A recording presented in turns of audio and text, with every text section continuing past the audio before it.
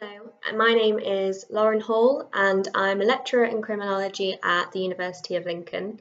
And over the course of the past year and a half, I have been collaborating with Professor David Best at Sheffield Hallam University to help design and implement a resettlement programme at HMP Kirkham in Preston, England. We've been working alongside Claire Ogden-Webb, a senior probation officer at HMP Kirkham, and Jackie Dixon and Rob Heslop, who are also probation officers at HMP Kirkham. And it is the design and the perceived results of this programme that we discuss in our article, Building Bridges to the Community, the Kirkham Family Connectors KFC programme. So we know that during and following imprisonment, incarcerated people's various life domains are negatively impacted. And we know that prisons are currently struggling with being understaffed. And we also know that families and communities can also be damaged by the effects of incarceration. Increasing beneficial connections, social capital levels, and opportunities for people in prison, for their families, and even for the wider community is therefore incredibly important in order to improve levels of well-being, to increase successful resettlement prospects, and to just create a more positive living environment and working environment for all who live and work in prisons.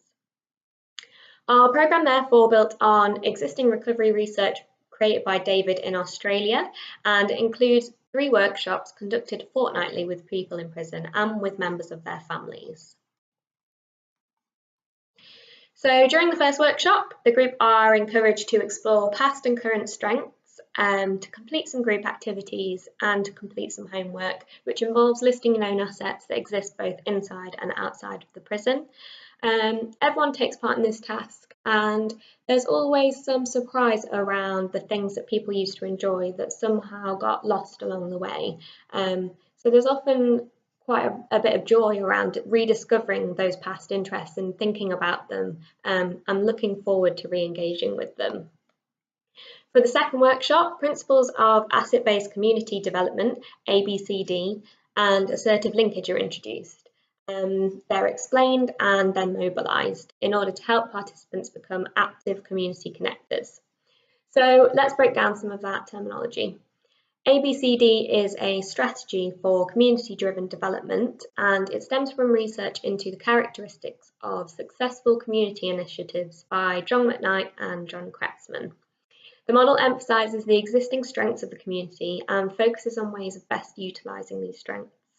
So rather than focusing on the past, what has gone wrong, we want to focus on what people are good at and what they enjoy, which is something that often comes as a surprise to the people who live in the prison. Assertive linkage is a process of assisting people to connect with groups, activities and people, and community connectors are people who have local knowledge and who actively promote and support this assertive linkage. At the end of workshop 2, the group are asked to go away and begin to establish connections with groups and activities and people that represent the strengths and interests that group members expressed an interest to pursue upon release. The third workshop establishes a plan for moving forwards, for maintaining these connections, and encourages the group to continue to work together following the completion of the programme. We aim to foster Leamy and colleagues' successful recovery programme acronym CHIME when facilitating the programme. This stands for Connectedness, Hope, Identity, Meaningful Activities and Empowerment. And so we encourage one of the group members who is incarcerated to act as a programme champion and to aid in programme facilitation and to provide lived experience examples that help underpin the programme's strengths-based approach. So they can help make the programme more relatable, clarify anything that anybody's confused about, and just really create that bridge between the group and us as external people.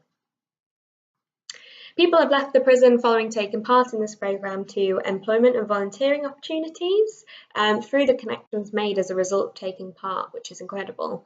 And family members have said to have found a lot of comfort in seeing the prison and being able to visualise where their loved one was living. And they also enjoyed spending time with each other as well. So after each workshop, there was a visit between the family member and the person in prison where they just got to spend time together and build that positive relationship. So our results suggest that the KFC programme has also positively impacted the group in other ways too. So if you're interested to find out more, please read our article. Thank you.